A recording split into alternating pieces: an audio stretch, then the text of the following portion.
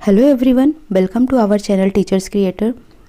आज के सेशन में स्टार्ट किया जाएगा आपका एनवायरनमेंट, पर्यावरण, जो कि एक इम्पॉर्टेंट रोल प्ले करता है आपके यूपी टेट एग्ज़ाम में या फिर जूनियर सुपर टेट एग्ज़ाम जो अभी आपका होने वाला है 18 अप्रैल को, उसके लिए। तो ये एक तरीके से आपको शॉर्ट नोट प्रोवाइड कराऊंगी। पहले मैं थ्योरी कंटेंट आपको दूंगी, उसके बाद उनके बेस्ड पर कुछ आपको एमसीक्यू यानी कि बहुविकल्पीय क्वेश्चन आंसर्स कराया जाएगा। ठीक है, ये बहुत ही इंपॉर्टेंट क्वेश्चंस होने वाले हैं आप लोगों के लिए। तो बहुत ही कंसंट्रेट होकर आप इसको सॉल्व करिएगा और देखिएगा आपके कितने नंबर आ रहे हैं। बट आज आपका ये थ्योरी सेशन है, ठीक है। और अगर आपको वीडियो पसंद आती है, आपके लिए हेल्पफुल होती है, तो वीडियो को लाइक शेयर सब्सक्राइब बिल्कुल करना ना भूलें। ठीक है, सो स्टार्ट करते हैं। पर्यावरण, इन्वायरमेंट है क्या? ठीक है, तो पर्यावरण हमारा किससे बना हुआ है? दो शब्द से, जिसका नाम है परि प्लस आवरण। परि का मतलब होता है परितः यानी कि चारों ओर, और आवरण का मतलब होता है ढका हुआ, यानी कि हमारे चारों ओर का वह क्षेत्र जिससे हम ढके हुए हैं, या फिर हमारे चारों ओर का वह क्षेत्र जहाँ पर हम रहते हैं, निवास करते हैं, वो क्या कहलाता है? पर्यावरण कहलाता है। ठीक है, अब चारों ओर का क्षेत्र चाहे वो भौतिक हो या जैविक हो, दोनों को ही इंक्लूड किया जाता है पर्यावरण में। ठीक है, पर्यावरण शब्द की उत्पत्ति कहाँ से हुई है, किस शब्द से हुई है, ये क्वेश्चन आपके लिए इंपॉर्टेंट हो जाता है। तो फ्रेंच शब्द से पर्यावरण शब्द की उत्पत्ति हुई है। घटक कितने हैं पर्यावरण के, यानी कि कंपोनेंट की बात की जाए, there are two type of component of environment, यानी कि पर्यावरण के दो घटक हैं, जैविक घटक और अजैविक घटक। जैविक का मतलब हो गया लिविंग थिंग्स। ठीक है, जैविक में ही आपके आते हैं प्रोड्यूसर, कंज्यूमर्स और डिकम्पोजर, यानी कि उत्पादक, उपभोक्ता और अपघटनकर्ता आते हैं आपके जैविक घटक में। अजैविक घटक की अगर आप बात करें तो अजैविक घटक में आपकी आती है एनर्जी, वाटर, ग्रेविटी, यानी कि मिट्टी हो गया, जल हो गया, ऊर्जा हो गई, खनिज हो गई, ये सब आते हैं अजैविक घटक में। बेसिकली अब पर्यावरण के भाग की अगर हम बात करें तो पर्यावरण को चार भागों में बांटा गया है। पहला है स्थल मंडल, यानी कि जमीन वाला फॉर्म, लैंड फॉर्म, जिसको इंग्लिश में लिथोस्फीयर बोला जाता है। लिथोस्फीयर यानी कि मैदानी भाग या चट्टानी भाग, जिसको स्थल मंडल बोला जाता है, यानी कि पृथ्वी के धरातल का भाग। जल मंडल वह क्षेत्र जहाँ पर पानी होता हो, उसे जल मंडल कहते हैं। और पृथ्वी पर 2/3 भाग पर पानी पाया जाता है, लगभग 71% भाग पर जल है। ठीक है, वायुमंडल की बात करें तो वायु यानी कि गैसों से ढका हुआ जो आवरण है वो वायुमंडल कहलाता है। हम इसको बाद में पढ़ेंगे एटमॉस्फेयर को। ठीक है, एटमॉस्फेयर की बहुत सारी लेयर हैं, जैसे कि क्षोभ मंडल हो गई, समताप मंडल हो गई, मध्य मंडल, बहिर्मंडल और वायुमंडल। ठीक है, तो इस तरीके से ये वायुमंडल के प्रकार होते हैं कि किस तरीके से इनकी परतों को डिवाइड किया जाता है, वो हम पढ़ेंगे आगे। फिर आता है आपका जैवमंडल। इन तीनों को मिलाकर जो क्रिएट होता है, यानी कि स्थल मंडल, जल मंडल और वायुमंडल, इन तीनों का क्षेत्र, सम्मिलित क्षेत्र जो होता है, जिनमें हमें तीनों दशाएं मिलती हैं इनकी, वो कहलाता है जैवमंडल। ठीक है, तो इस तरीके से आपको यहाँ पर दिखाया गया है। अब हम बात करेंगे अपशिष्ट पदार्थ की, कि अपशिष्ट पदार्थ क्या है। ठीक है, तो अपशिष्ट पदार्थ की अगर बात की जाए तो प्लास्टिक बैग, पॉली बैग, रद्दी कागज़, सब्जियां और फल के छिलके, बहुत सारी ऐसी चीज़ें हैं, मेडिसिन्स हो गए, डिब्बे हो गए, जो पर्यावरण में ऐसे ही फेंक दिए जाते हैं, वही हमारे अपशिष्ट पदार्थ होते हैं। ठीक है, अगर हम प्रकार की बात करें कि अपशिष्ट पदार्थों को कितने भागों में वर्गीकृत किया जा सकता है, तो दो भागों में वर्गीकृत कर सकते हैं। एक होता है जैव निम्नीकरणीय अपशिष्ट, अजैव निम्नीकरणीय अपशिष्ट। ठीक है, जैव निम्नीकरणीय अपशिष्ट वे पदार्थ होते हैं जो विघटित हो जाते हैं, किसके द्वारा? सूक्ष्म जीवाणुओं के द्वारा। आप इनका अपघटन कर सकते हैं, इनको छोटे छोटे पार्ट्स में तोड़ सकते हैं, विघटित कर सकते हैं। ये पर्यावरण में प्रदूषण नहीं फैलाते हैं। ठीक है, तो ये होते हैं जैव निम्नीकरण। एग्जाम्पल की बात देखी जाए तो जितने भी कार्बनिक पदार्थ होते हैं, गाय का गोबर, घास, कागज, लकड़ी, जूट, सब्जी और फल के छिलके, ये सभी आते हैं हमारे जैव निम्नीकरणीय अपशिष्ट पदार्थ में, यानी कि बायोडिग्रेडेबल वेस्ट में आते हैं। आज निम्नीकरण अपशिष्ट पदार्थ की बात की जाए तो ये डिकम्पोजर्स के द्वारा यानी कि अपघटनकर्ता के द्वारा विघटित नहीं होते हैं, ये पर्यावरण का प्रदूषण फैलाने का कारण होते हैं। इसके एग्जाम्पल की बात की जाए तो plastic, poly bag, DDT, pen, refill, कांच के सामान एक्सेट्रा इसके एग्जाम्पल है। अब क्वेश्चन आपका किस तरीके से बनता है ये याद रखना, दे दिया जाएगा 4 ऑप्शन और पूछ लिया जाएगा इसमें से कौन से अजैव निम्नीकरणीय अपशिष्ट पदार्थ हैं, या फिर 4 ऑप्शन दिया जाएगा और पूछा जाएगा कौन से जैव निम्नीकरणीय अपशिष्ट पदार्थ हैं। ठीक है, क्लियर हो गया होगा आपको ये। अब हम बात करेंगे यहाँ पर पारितंत्र की। इकोसिस्टम क्या है? तो हमारे चारों ओर का वह क्षेत्र जिसमें हम living things, non living things एक दूसरे के साथ यानी कि जैविक अजैविक वस्तुएं एक दूसरे के साथ अन्योन क्रिया करती हैं, परस्पर संबंध बनाती हैं, एक दूसरे से अंतर्निहित होती हैं, एक दूसरे पर डिपेंडेंट होते हैं, वो क्या कहलाता है? पारितंत्र कहलाता है। तो हम सिंपल सी शब्दों में देखें तो एक जटिल तंत्र है जिसमें जैव तथा अजैव सभी घटकों के परस्पर संबंधों को देखा जाता है, वो पारितंत्र कहलाता है। क्वेश्चन पूछा जाता है कि पारितंत्र या इकोसिस्टम किसने कॉइन किया, किसने दिया? तो आपको बताना है एजी टॉन्सले ने। फीचर्स की बात की जाए कि जो पारितंत्र है इसका फीचर क्या है इसकी जो विशेषताएं हैं वो क्या हैं। ठीक है, तो पारितंत्र में सबसे पहला पॉइंट अगर आप देखोगे तो हमने क्या बोला आपसे कि यहाँ पर अन्योन क्रिया करना, ठीक है, एक दूसरे से अंतः संबंधित होना, रिश्ता बनाना क्या कहलाता है? पारितंत्र कहलाता है। तो यहाँ पर देखेंगे सबसे पहला पॉइंट, किसी जीव का अपने भौतिक पर्यावरण से पारस्परिक संबंध बनाना। ठीक है, कोई भी जीव होगा जो उसके आसपास का भौतिक पर्यावरण होगा उस पर डिपेंडेंट होता है, तो वो रिश्ता होता है पारितंत्र में। दूसरा, अन्य प्रजातियों के साथ संबंध बनाना, है ना। अन्य प्रजाति का मतलब हो गया, पहली चीज़ तो भौतिक पर्यावरण से संबंध ये समझिए कि आप एक ह्यूमन बीइंग हैं, आप एयर के साथ कांटेक्ट हैं, आपको हवा चाहिए, आपको तापमान चाहिए, आपको पानी चाहिए, आपको ग्रेविटी चाहिए, आपको एनर्जी चाहिए, तो आप कहीं ना कहीं इन भौतिक पर्यावरण से एक दूसरे से संबंध रखे हुए हैं, तो ये भी आपका क्या होता है? पारितंत्र होता है।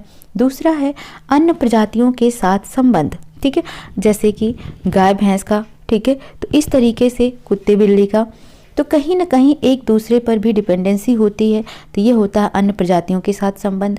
किसी एक विशेष प्रजाति के आपस में संबंध, ठीक है, गाय का ही संबंध हो गया, तो ये सब क्या कहलाते हैं? पारितंत्र के एग्जाम्पल होते हैं, फीचर्स होते हैं। अब अगर हम टाइप की बात करें कि पारितंत्र कितने प्रकार का होता है, तो पारितंत्र की बात करें तो ये घटक हो गया जैविक और अजैविक पारितंत्र। लेकिन अगर नेचुरली देखा जाए तो पारितंत्र को 2 भागों में बांटते हैं, एक होता है प्राकृतिक पारितंत्र और एक होता है अप्राकृतिक यानी कि आर्टिफिशियल पारितंत्र। आर्टिफिशियल को बोलते हैं कृत्रिम या मानव निर्मित पारितंत्र, तो आप इसको नोट कर लेंगे, कृत्रिम और प्राकृतिक।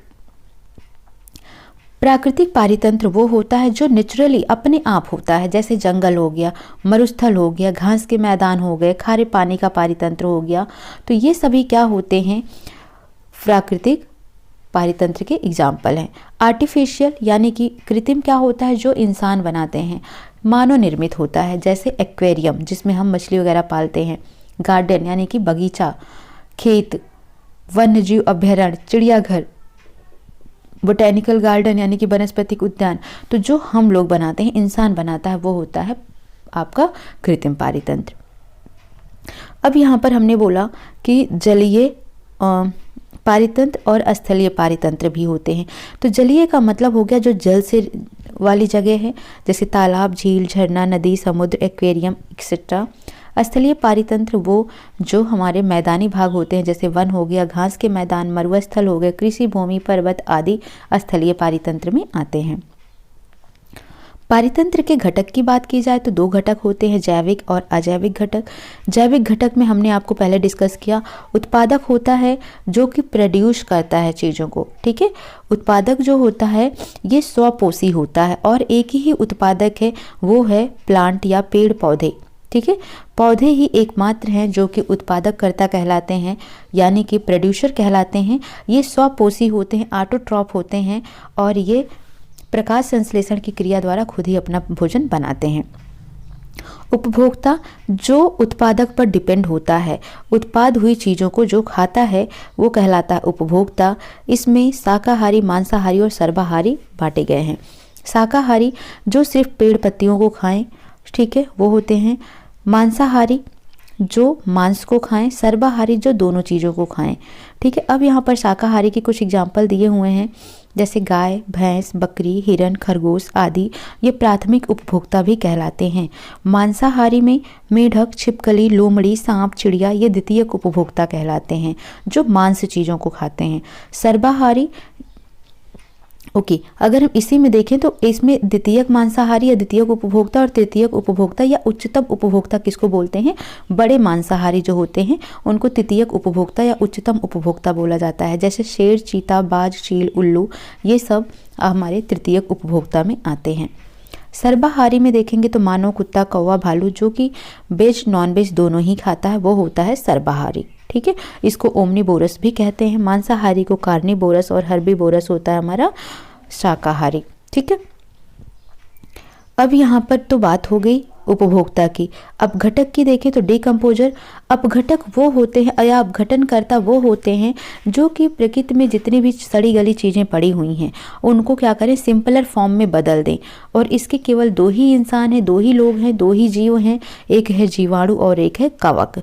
यही दो हैं हमारे डिकम्पोजर जो कि प्रकृति में सड़े गले चीज़ों को सड़ाने गलाने का काम भी करते हैं, उसको डिकम्पोज कर देते हैं, मिट्टी में मिला देते हैं, ठीक है। अजैविक घटक की बात करें तो दो होता है, एक भौतिक होता है, एक अकार्बनिक होता है। भौतिक घटक की बात करें तो मृदा, जल, वायु, प्रकाश, तापमान, दाब, आर्द्रता। अकार्बनिक पदार्थ में जैसे सारी गैसें हो गई, oxygen, carbon dioxide, nitrogen, sulphur, phosphorus, sodium, potassium, calcium, salt, minerals, तो ये सब आते हैं हमारे अकार्बनिक पदार्थ में, ठीक है। तो ये आपको नोट कर लेना है। फिर हम देखेंगे खाद्य श्रृंखला क्या होता है और खाद्य जाल क्या होता है। खाद्य श्रृंखला ये एक दिशीय होता है। एक दिशीय का मतलब होता है कि इनका जो फ्लो है वो एक ही दिशा में चलता है, यानी कि घास को चूहे ने खाया तो चूहा ने घास को खाया, चूहे ने घास को खाया बट घास चूहे को नहीं खा सकता है ना। चूहे को सांप ने खा लिया, चूहे को सांप ने खा लिया लेकिन चूहा सांप को नहीं खा सकता है। तो इस तरीके से रिवर्सिबल प्रोसेस नहीं है, ये एक ही दिशा में फ्लो होता रहता है, ठीक है। इसे ही बोला जाता है फूड चेन, यानी कि एक स्तर से दूसरे स्तर में ऊर्जा का ट्रांसफ़र होना फूड श्रृंखला, फूड चेन कहलाता है। जैसे घास है, ये उत्पादक हो गया, इसको खाया चूहे ने, चूहा फर्स्ट कंज्यूमर हो गया यानी प्राथमिक उपभोक्ता हो गया शाकाहारी। फिर चूहे को खाया सांप ने, ये मांसाहारी हो गया द्वितीयक उपभोक्ता। सांप को खाया बाज ने, ये हो गया तृतीयक उपभोक्ता। इसी तरह जलीय पारितंत्र में अगर हम देखें तो जलीय पारितंत्र में हमारा शैवाल हो गया, ये पादप प्लवक हो गया, प्रोटोजोआ हो गया जंतु प्लवक, इसको खाया छोटी मछली ने, छोटी मछली को खाया बड़ी मछली ने, ठीक है। तो ये जलीय पारितंत्र का एग्जाम्पल हो गया। इसी तरीके से खाद्य जाल होता है। तो खाद्य जाल का मतलब होता है कि उसमें भी फ्लो एक ही दिशा में होगा, एक ही दिशीय फ्लो होता है, वो भी रिवर्स नहीं हो सकता है ना। तो वो होता है आपका खाद्य जाल। अब ट्रॉपिक लेवल की बात करें, पोषक स्तर की बात करें तो पोषक स्तर में कितने लोग हो सकते हैं ये आपका पोषक स्तर दर्शाता है। जैसे अगर हम हरे पौधे की बात करें, केवल हरा पौधा केवल एक ही है, पेड़ पौधे हैं, तो ये स्वपोषी हो गए और इनको हम बोलते हैं प्रथम पोषी स्तर। पौधे और मनुष्य हो गए तो 2 लोग हो गए, द्वितीय पोषी स्तर। घास, हिरन, शेर 3 लोग हैं, तृतीय पोषी स्तर। 4 घास, टिड्डा, मेढक, बाज चतुर्थ पोषी स्तर, ठीक है। तो ये हो गया आपका, इस तरीके से इनको बनाकर आप देख सकते हैं। 10% का नियम क्या है, तो जो इसमें एनर्जी का ट्रांसफ़र हो रहा है एक दूसरे में, तो जब सन है तो सन सबसे पहले जो प्लांट को एनर्जी देता है, ये जो प्लांट है इसको एनर्जी देगा तो केवल और केवल 1% देता है, बाकी हर जगह 10% ऊर्जा ट्रांसफ़र होती है। इसी को 10% का नियम बोला जाता है। 1942 में रेमंड लिंडमैन ने इस नियम को दिया था, ठीक है। क्वेश्चन पूछा जाता है कि 10% का नियम किसने दिया है, लिंडमैन ने दिया है, ठीक है। अब एग्जाम्पल ले लेते हैं, जैसे कि यहाँ पर जो भी एनर्जी रही होगी 1% एनर्जी 3000 जूल या 300 जूल जो भी थी, ठीक है। 3000 30,000 का 1% निकाल लो, ठीक है, तो ये हो गया आपका 300 जूल, यानी कि 30,000 जूल एनर्जी थी सन के पास, सन ने ट्रांसफ़र किया पेड़ को, तो इसके पास आ गई 300 जूल, क्योंकि 30,000 का आपने क्या निकाला, 1% निकाला, यानी कि 1/100, तो इस तरीके से आपको 300 जूल मिल गया। अब इसका 10% लेगा चूहा, तो 300 का 10% आप निकालेंगे तो 10/100 ऐसे करके निकालना है, तो 30 जूल आ गया चूहा के पास। यहाँ से 10% निकालेंगे तो 3 जूल, और सांप के पास से 10% निकालेंगे तो 0.3 जूल आपका आ जाएगा। जैव संचयन और जैव आवर्धन क्या होता है, ये समझिए पहले। जैव संचयन और जैव आवर्धन, जैव संचयन को बायो अक्यूमुलेशन भी बोला जाता है। इसका मतलब होता है, जैव संचयन का मतलब होता है इकट्ठा करना, एकत्र करना, कलेक्ट करना। जैसे खराब मेडिसिन हो गई, कॉस्मेटिक के प्रोडक्ट हो गए, डिब्बे वगैरह हो गए, तो इन सब को इन्वायरमेंट में फेंक दिया जाता है। DDT हो गया है ना, तो इन सबको इन्वायरमेंट में फेंक दिया जाता है।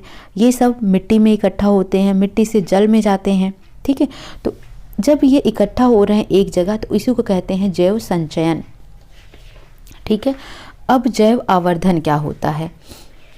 जैव आवर्धन की अगर हम बात करते हैं तो ये होता है आपका, जैसे कि जो जल पादप प्लवक हैं, तो यहाँ पर जब पानी में ये सारे DDT केमिकल, ये सभी चीज़ें जो टॉक्सिक चीज़ें हैं जमा होती गई, ठीक है, यानी कि एक तरीके से आप कह सकते हैं जो ये विषैले चीज़ें हैं जमा होने की दर है इनकी बहुत ही ज़्यादा हो जाती है, तो इसे बोलते हैं जैव संचयन, ठीक है। अब ये किसमें होती है कम, ये न्यूनतम होती है, जैसे कि जल पादप प्लवक हो गए तो इसमें ये कम है, लेकिन जैसे इसको खाया जंतु प्लवक ने, उसमें थोड़ा सा और बढ़ गया इसका स्तर, और विषैला हो गया। फिर मछली ने खाया, छोटी मछली ने, इसका स्तर और बढ़ गया, और फिर इसको पक्षी ने खाया तो पक्षी का स्तर और बढ़ गया। तो क्वेश्चन याद रखना, सबसे ज़्यादा किस में होता है, तो मनुष्य में होता है सबसे ज़्यादा ये PPM, यानी कि जो ये बायो अक्यूमुलेशन का जो बेस्ड है टॉक्सिक से, सबसे ज़्यादा किस में पाया जाता है, तो मनुष्यों में पाया जाता है ये ना। पर्यावरण पर दैनिक क्रियाकलापों का प्रभाव, ठीक है, क्या प्रभाव पड़ता है हमारे दैनिक क्रियाकलापों का इस पर्यावरण पर। तो सबसे पहले अगर हम देखते हैं तो ओजोन परत का क्षय हो रहा है, ठीक है, जिसको हम बोलते हैं ओजोन डिप्लीशन। तो यहाँ पर अगर हम मोटे मोटे पॉइंट आपको देखना है, नोट करना है। ऑक्सीजन को हम देखते हैं, ऑक्सीजन में 2 अणु हैं ऑक्सीजन के, जबकि ओजोन में 3 अणु हैं ऑक्सीजन के, ठीक है। ओजोन परत जो होती है ये समताप मंडल में पाई जाती है, ये हल्के नीले रंग की गैस की परत कही जाती है।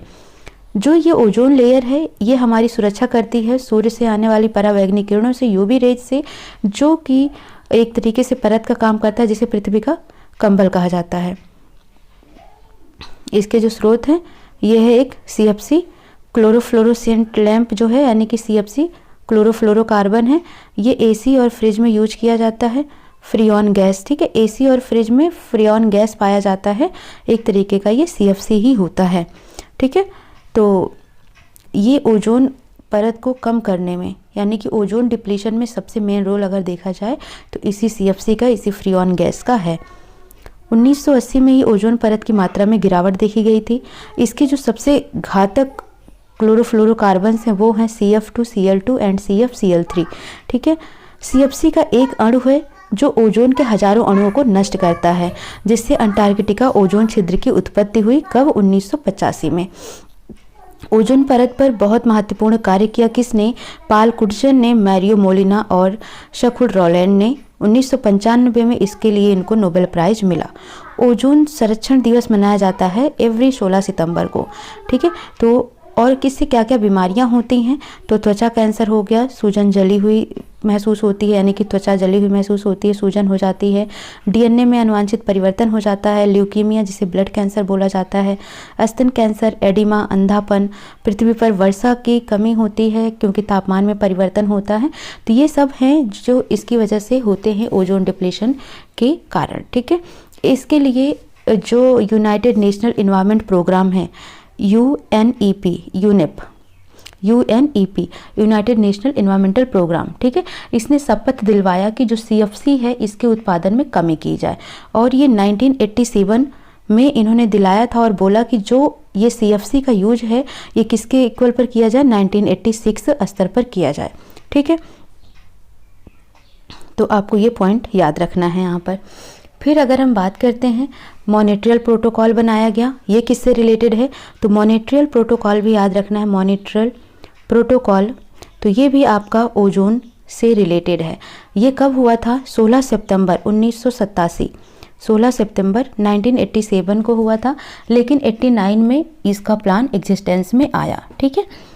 और वियना कन्वेंशन है तो वो भी इसी पर है, ओजोन लेयर पर, ठीक है। किगाली एग्रीमेंट है तो वो भी क्या है, इसी से है। तो यानी कि ये मॉनिट्रियल प्रोटोकॉल हो गया, वियना कन्वेंशन हो गया, यूनाइटेड नेशन एनवायरमेंटल प्रोग्राम हो गया, किगाली एग्रीमेंट हो गया, तो ये सब चीज़ें रिलेटेड हैं किससे, ओजोन परत से, ठीक है। तो इस तरीके से हमने ये पॉइंट्स देख लिए कुछ इंपॉर्टेंट। अब इनके बेस पर हम करेंगे कुछ क्वेश्चंस जो कि देखेंगे नेक्स्ट वीडियो में, नेक्स्ट क्लास में। सो प्लीज़ वीडियो को लाइक शेयर सब्सक्राइब जरूर करिए। मिलते हैं नेक्स्ट क्लास में। Thank you for watching.